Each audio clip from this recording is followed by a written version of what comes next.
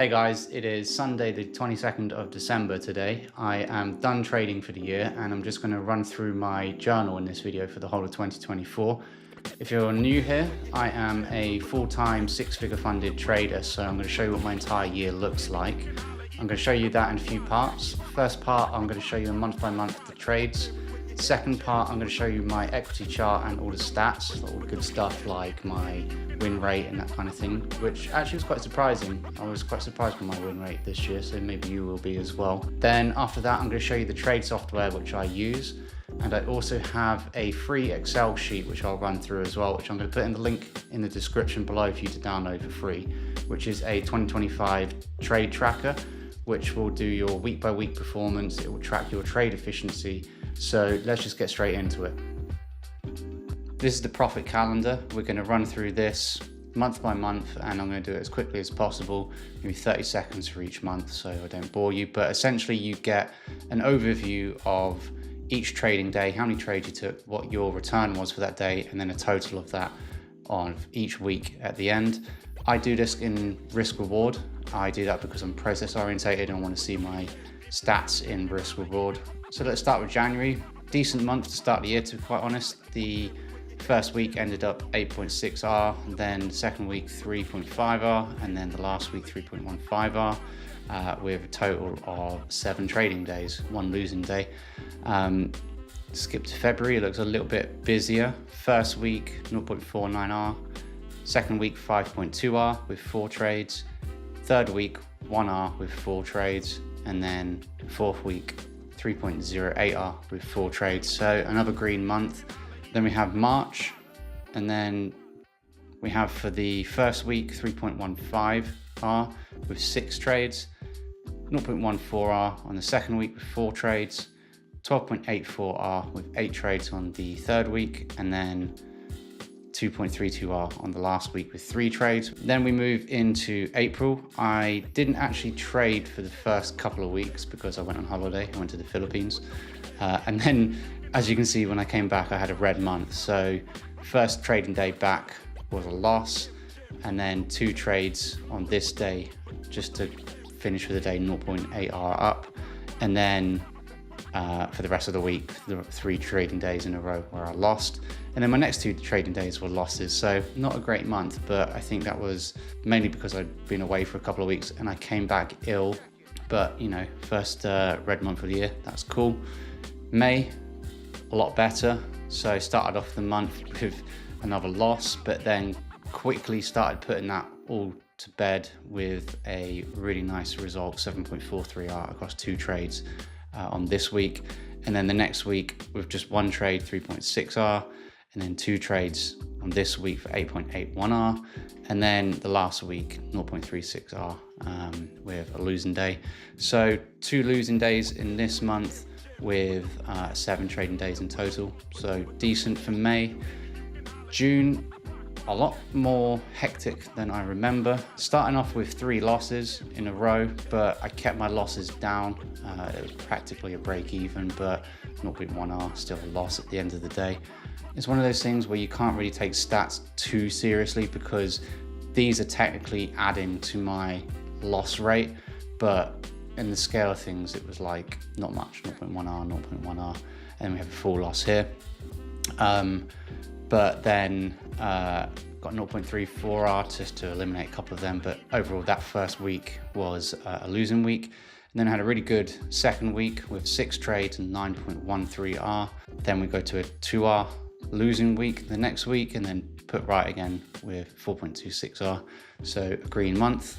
July is not so bad, a little bit quieter, which we would expect in the summer months. The first week ending 1.3R up, second week 1.75R up, third week 3.78R, penultimate week losing 3.6R across 4 trades. I must have gone on tilt on that day, but then sort of put right the following week with a couple of winning days. Now August, big life event here. I had the birth of my son on the 14th, so leading up to that, this week 4 trades, 1.28R, and then the next week I didn't trade at all, obviously because my missus gave birth. I tried to trade the week after that, and then it was just a completely pointless exercise. I got pretty much a break even, but it was billed as a loss.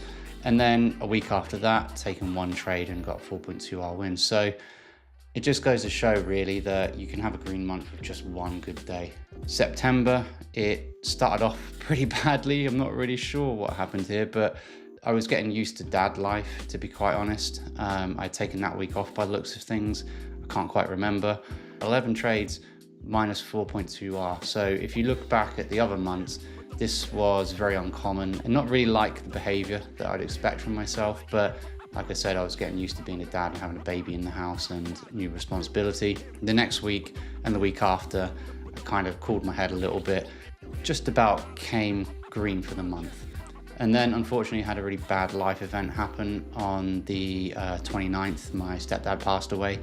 So October is a little bit quieter. My head wasn't really in the game and I was trying to trade as much as I can. But look, as you can see, first week ended 0.67R with 2 trades, and then 3 trades ending 0.63R up, 3 trades minus 0.14, and then 1 trade for plus 0.48, and then going into the end of the month, 4 trades ending 0.15R. So it wasn't a good trading month. My head was all over the place. It just goes to show, you know, how much life can get in the way, and having a balanced lifestyle really does help with your trading. November was kind of like getting back into my routine, but not really. I didn't have any trades on this first week, but then this second week I didn't jump into the market. So we had the election, the US election. The next week was a lot better, 3.01R with 2 trades. Again, 7 trades ending minus 1.92R. My head just had gone for the year, I think, looking back at this, because again, that's just quite uncommon behavior. Put right with 7 trades totaling 4.89R the week after that to end the month green. It's why I don't get too disheartened when I have a losing day or a losing week, because I know it can all be eliminated, those losses, with just one good trading day or a couple of good trading days in a row. December, slow month, red month, just about roughly a break-even month, billed as a loss. First week, 4 trades for 0.41R. Yeah, this week was actually going quite nicely. Thursday, I'd kind of gone on tilt. I'd lost 3 trades in a row, I think, if memory serves me right, and then got a big win, which reset everything. And then on the Friday, I should have just quit for the year, but I didn't, and I lost 2 trades in a row, and that's when I kind of just cancelled my idea for trading the week after. So yeah, that's what I do month on month. That's how my entire year looks. Let's look at the equity chart.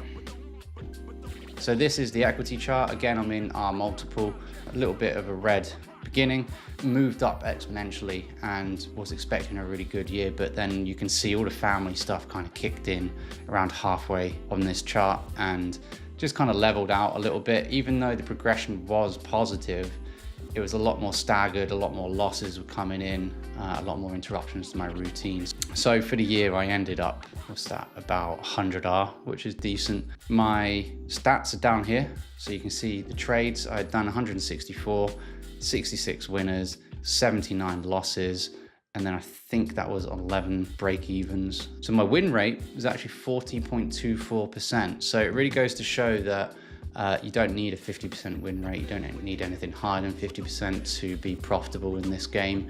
As long as you're recording your data and everything correctly, you'll be surprised at the end of the year what your stats will look like. Again, return, that's not accurate because for the year it was more like 40% actually. Going by the P&L, the biggest winner 9.7R and the biggest loser 1.3R. If I go to the different page, here we go. So the stats here on the right, total number of trades 164, average profit per trading day 0.94, biggest winner 9.7R, biggest loser minus 1.31R, average risk reward minus 2.31R. I'm not sure what that is, to be honest. Because my average win is 2.51, my average loss is minus 0.82R. I try and keep my losses as little as possible. So rather than taking a full loss, you can kind of see the writing on the wall sometimes, and I'll interject and take smaller losses, or I'll cut things early when I think they're going to do reversals. And that's one of the keys to my profitability, but also having an edge where my winners run for, on average, 2.5R. So yeah, that's my trade journal, basically. So the software that I use is called edgewonk, and I've been using them for about 5 years, and it's a really decent piece of software. It gives you a lot of information which you probably wouldn't figure out for yourself. So if I just jump into my journal, I will show you the information that I like to collect per trade, and that is just really the entry date, the instrument, the setup type, what I get, risk reward, multiple, and that's all the information that I need basically. You can add extra things in like your entry price. You could add things in like your fees and your percentage of return, all that kind of stuff, whatever's relevant to you, but I just like to keep it pretty simple. But in the chart lab is where you get really interesting stats. You get things like information on your drawdown, you get information on your best performing instrument, and then also what day is your best performing day. It's a little bit of information which you can tweak depending on your trade results and your trading performance, but this is what I use to trade with.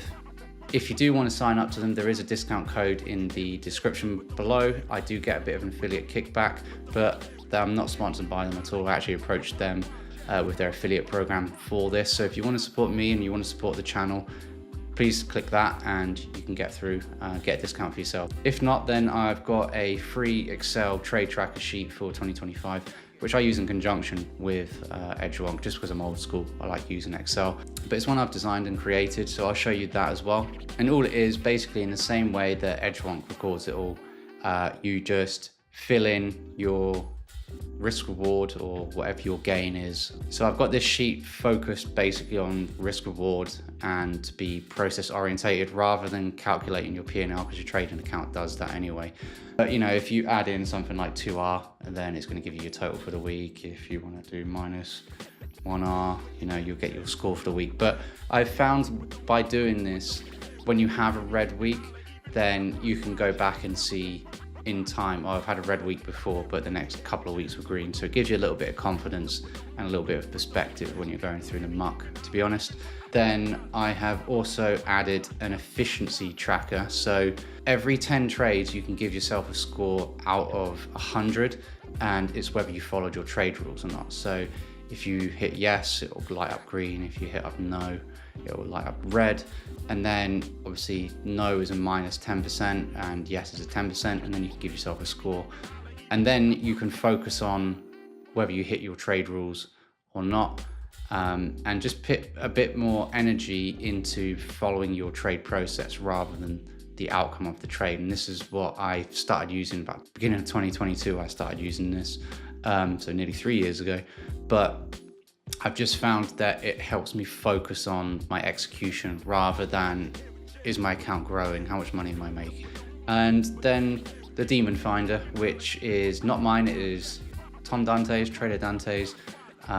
Basically the idea behind this is that if you have a particular demon, so for example, I filled it in for you, you can add your own here as well. You didn't follow your trade plan, exited too soon, you got FOMO, revenge trading. If you get like 5 of these in a row, then you know where your particular weakness is.